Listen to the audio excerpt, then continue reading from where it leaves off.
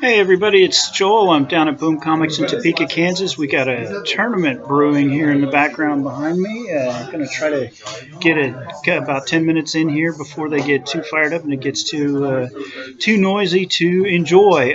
This video is a response to Gavin Revitt. Hi Gavin, who sent me a very interesting email today talking about sort of the pure art versus business for profit and how the Dryden Experiment sits in that. If you don't know who Gavin Revitt is, you should. He is the designer of the Technoprey.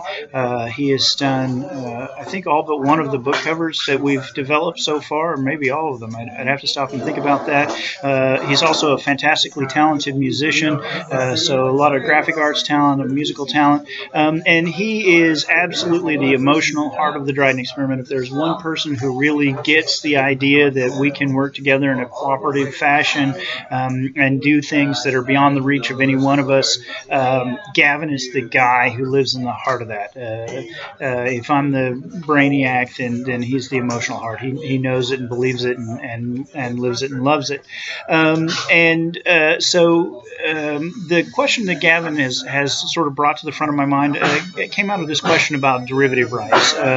Well, we work under a Creative Commons model, and so anybody who's willing to honor our trademark and mark things as coming from the Dryden Experiment is free to use anything in the universe, as long as they in turn will make the materials that they create available under the same license. And that's very happy. We really enjoy that. We work together with a great bunch of folks that are literally around the world, and it's a lot of fun. But there's this sort of kind of question that keeps cropping up about what happens if a big corporation spots what we're doing and wants to build something on it. And the answer, as I've said in other videos, is not a lot. You know, they can use the licensing structure the same way anybody else does. I really don't think that they will, because they can't control the profits. But, you know, if somebody takes something that you've been working on and makes something big and with a lot of media out of it, what you get is a whole lot of free media, right? So it's kind of counter to our feel, and it's counter to where we want to be, but we do acknowledge that it needs to happen, or can happen. Not needs to happen, but could happen. The question that's brought up is a much more sort of fundamental question that exists in the arts community about art for money versus pure art. And I'm going to approach that question of where we sit as a pure art versus art for money kind of business by talking about the maker movement. We're actually a part of something that's bigger than publishing. One of the things that's coming down the pipe and will be very common in the next 5 to 10 years is this wonderful sort of boutique market, largely driven by 3D printing, that's referred to as the maker movement. And the idea is that this same ability to push technologies out that we're using in publishing exists in other places. 3D printing technology, for example, I can send you the blueprints for something that you can build anywhere in the world. Industry is already doing it. And as the cost comes down on that, you and I will be freer and freer to actually make things that we think are kick-ass and send them around the world. There's a real excellent example of that I read. I think it was in Wired magazine. There's a man out there who built a sort of a digital jigsaw. It cuts plywood using a computer program to tell where to cut. And the blueprint that he's built and he's made available for this thing is a jigsaw of a house that can be built entirely out of plywood in less than a day using slots. You know how you used to cut paper and slide it together so that you could make a little X that would stand up on its own. And so what this guy does is he runs a foundation that provides emergency assistance to folks, and he spends most of his time fundraising for plywood. So when there's an emergency somewhere in the world, they fly a couple of these jigsaws in, and within a couple of days, they're able to make dozens or even hundreds of emergency houses. It totally beats the crap out of anything that a government disaster relief program would do. And this guy is making very good money for himself, but he's making the world a better place and doing it because he's running a foundation that provides these emergency services, and then his revenue is residual off of that. It's a really great example of technology empowering people to do things by themselves that before you would have had to depend on a government to do.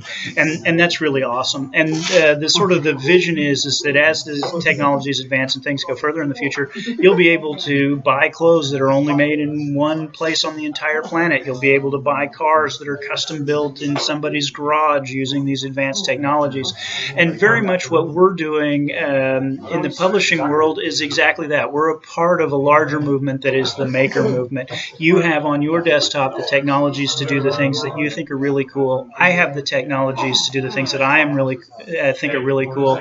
And using the incredible shared media that we have available through the internet, we can connect those and put them out into the market in such a way that you and I function as if we were a much bigger business. And I really think that it's a business model that extends way beyond publishing and that is going to grow and really be an important business model in the digital future.